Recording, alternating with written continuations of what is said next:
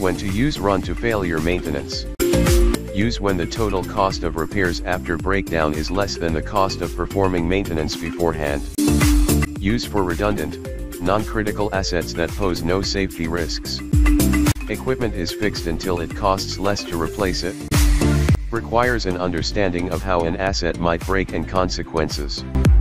An example is the plan for a light bulb. The bulb operates until failure and is then fixed.